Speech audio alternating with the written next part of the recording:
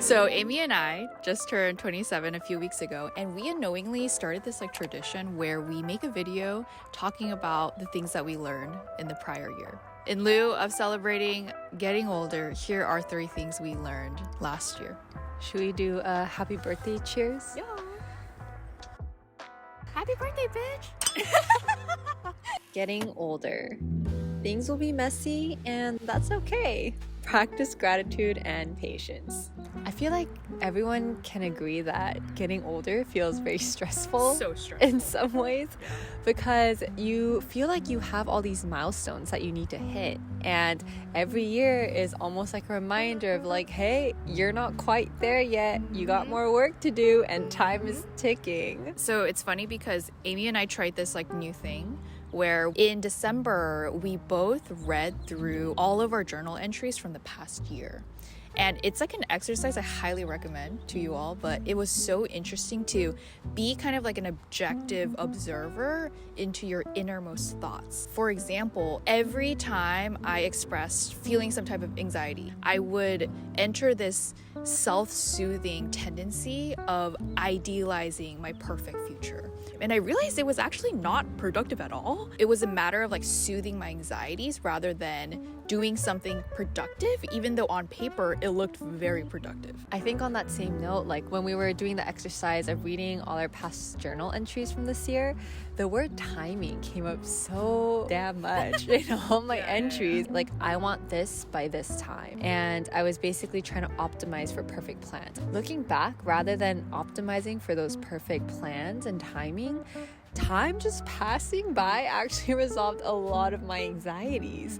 And I think from there, I saw like how patience is really key, because we're not going to get things in the timing that we want. It's almost like that aspect of humility that you need to bring into the picture, because it's not going to happen overnight. So I have a really good friend, her name is Andy, and she is like the one person that always challenges me, like, Jenny, you need to practice gratitudes. And I'm like, okay, I will practice my gratitudes. So I got in this habit of whenever I'm journaling, instead of writing out all of these idealized plans for my future, I would just think about the present moment and write things that I'm grateful for, like to the smallest things of like, oh, I love my Nespresso machine, to the biggest things of like, oh, I'm so thankful for Amy and like for 20 somethings. And I realized that was so much more grounding in a way, because essentially this like idealized planning is a form of escapism. You're just escaping from the present, but the present is the only thing that's actually real. This is reality, you know? I guess to wrap it up, it's a real thing that as you get older, there will be more expectations and more stressors, but you still want to be happy. Like, you still want to practice happiness. And I think for Jenny and I, it was what am I grateful for, but also just understanding like patience can take you far. And I think it's almost like when you obsess over something, the more and more time feels so slow. But just being fucking patient and letting the universe, God, whatever you believe in, do its thing. Touche. Validating yourself is not always intuitive. Do the uncomfortable inner work. So, what do we mean by inner work? For myself, it was self-worth, and for Amy, it was self-advocacy. And I think for me, I feel like self-worth is such a loaded word. Everyone's like, oh, self-worth, gotta have that, whatever. And I thought I had it. And I thought I had it down pat. But I think I've also come to realize that through observing myself with certain people in my life, that my foundations had a lot more cracks than I initially realized. So for example, I think putting someone on a pedestal can actually be really harmful, because their words about you can really potentially damage what I thought about me. And that's kind of like what happened.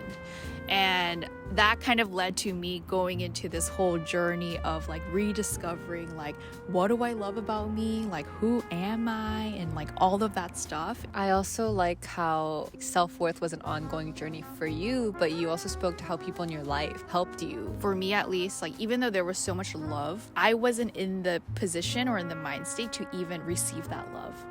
And it was only when I really felt like, oh, for example, like Amy was extending so much empathy towards like who I am, not who I am in my highs or who am I in my lows, but just like who am I as a person. Like when I'm listening to you, it sounds also like, yes, self-worth is so important and it comes from within, but it also comes from the people you surround yourself with, because you're giving everyone access to yourself and the privilege of like speaking into your life. I guess for me, like it was more self-advocacy. The first step to that was learning to connect my emotions to my needs and then taking those needs to speak up for myself. Life is actually a lot harder if you don't have difficult conversations. And you're always teaching people how to treat you. And I think that valuing yourself enough to even communicate out these unmet needs that you have, it always comes up again and again, and you almost have to like make yourself smaller to keep experiencing those things that actually make you feel really sad or angry. What I've witnessed as like your friend was that once you were able to advocate verbally with yourself, like this is what I need and like this is what I want, I think I saw you really like step into your power and you were able to be a lot more brave. Self-empowerment, as cheesy as that sounds, is legit. Navigating career. Things will make sense in hindsight. Pay attention to your career today.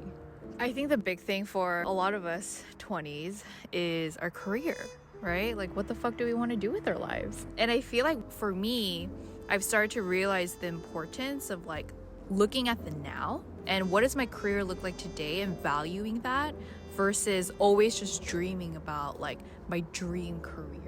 And also recognizing that where I'm at now and what that dream career is doesn't necessarily have to be at odds. When we say like pay attention to your career today, it doesn't necessarily mean like paying attention to your jobs day to day. It means paying attention to your experience, feelings, and thoughts that you're having. You know, in one of my jobs, I knew that I didn't see a long-term future there for myself, and that was really discouraging. Like in the present day, I had an internal move within that company that I could have made, but I wasn't really excited about it. I decided to like listen to that feeling and I decided not to go for it. And it was a really scary thing at the moment because I didn't really see a clear path forward. Ultimately, like you need to trust yourself and listen to yourself in order to build a future where you're happy. So I think Amy, hers was like she was following like an intuition, like a hunch that she was feeling. And I think for me, it was more of like valuing my current experience. So for example, for me, where I'm at my current job at Notion, I am learning a lot and I'm really thankful and feel lucky to be in this kind of position. But I also start to feel very at odds. Like real talk, I'm not going to be at Notion for the rest of my life, right? And I have other dreams that I do want to accomplish. And I felt at odds with where I'm at now and where I want to be in X years' time. When in reality, those things weren't at odds at all. In fact, the two desires were additive towards each other. And I had to come to terms like what I have right now, I really value. And that's real, right? So just appreciating like the current moment, and these are critical steps towards realizing what I want to do for the rest of my career. So thanks so much for tuning in again. You know, we always say this, but we really do appreciate like every single one of our viewers. And we're actually late to our dinner reservation, so we gotta bounce. Yeah. But thanks for watching.